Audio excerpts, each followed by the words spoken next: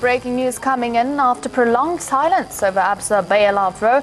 EFF has finally spoken out. In a complete turnaround from its anti-Absa stance in 2015, Julius Malema says they rejected the Absa must pay back calls. Malema said they are against calling for Absa to pay back the money because it is a state and a Gupta plan. Well, EFF has deemed outrage against Absa as a disingenuous political campaign, rather, and Malema says the party will deal with Absa in its own time. Well, joining me from the newsroom is ANN7 reporter Sfiso Mahlangu. Good afternoon to you, Sfiso. Why the sudden change of heart?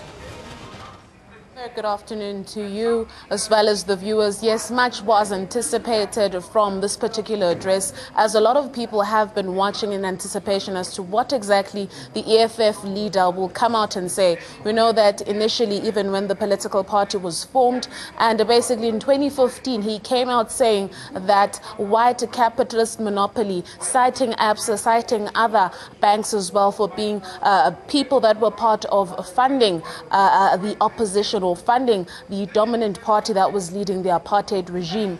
But what is interesting, which is a U-turn, a complete U-turn, is that he's saying that as much as he still stands by his stance that Absa was in fact to pay back that particular money, he will not support, or will not get on the bandwagon with the different campaigns that are now emerging. Basically, he's saying that these campaigns are coming from Guptas. He's also saying that these campaigns are also coming from the state security and so forth, and he cannot basically partake with such. So it's quite interesting how it's playing out. He basically still stands by the same thing, but what he's now saying is that he'll not jump onto the bandwagon with the hashtag Absa campaign or hashtag Absa must pay back the money. And how did he make the connection between the money that has to be paid back and a state and a Gupta plan?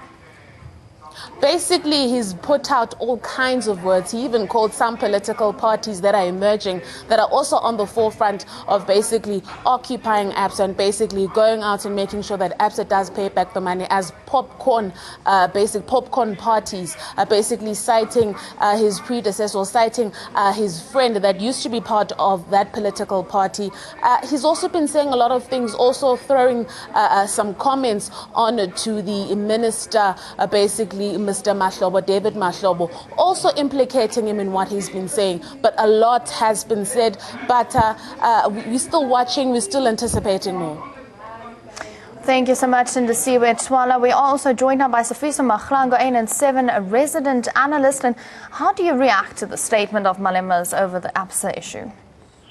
Good afternoon, Stefani, and good afternoon to all of the viewers at home.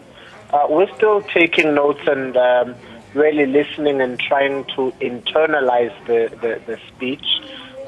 It's nothing different from the usual speech and the usual antics that we usually hear.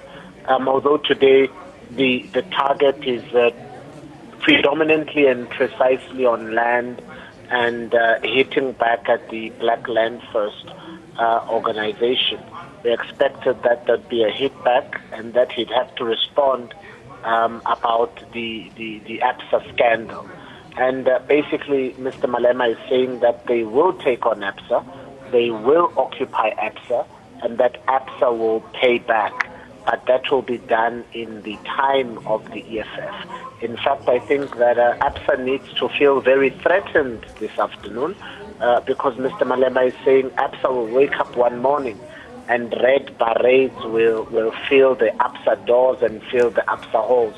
So this is basically a swipe at the Absa majority and an attack on also white monopoly capital, because he's saying that Absa will have to bring back the money, and in fact they must account. So that's a very grave mark to make. And now they have said that they will deal with Absa in their own way, and that the Guptas must carry on with their narrative that they were bought by London. But this has been going on since 2015. He has been cooling his charge against Absa, and not just since last year and this year. So do you think that there is other motives behind this? Well, definitely he's come and hit out at Minister of Intelligence, or what is called Minister of State Security.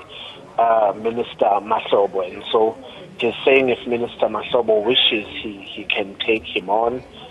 He's also raised some issues on starting choirs and raising the struggle songs. The EFF is going to be, participating in music festivals and music concerts. The other thing that Mr. Malema cited that also got my attention is that they would fire all councillors who have jobs outside of council. That essentially means all councillors who have 2 jobs.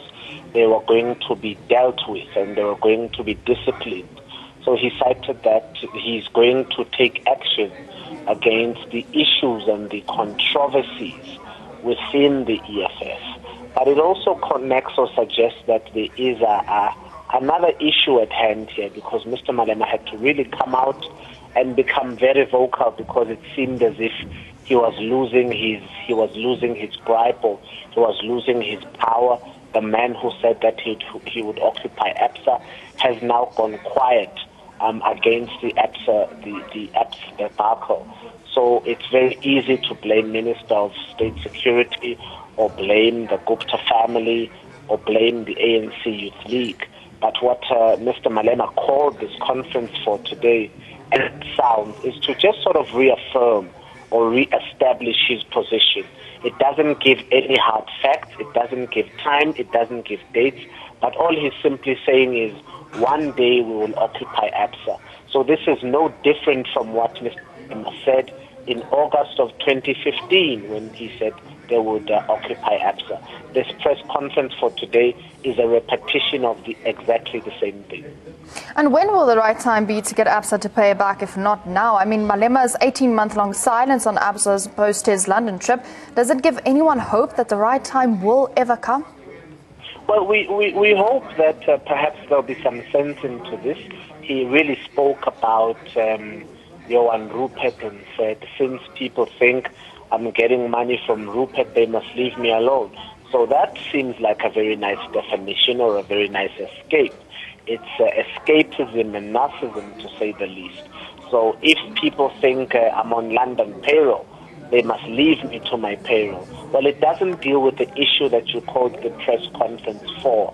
When are you going to take on Absa? Will you have a voice against white monopoly capital in this country?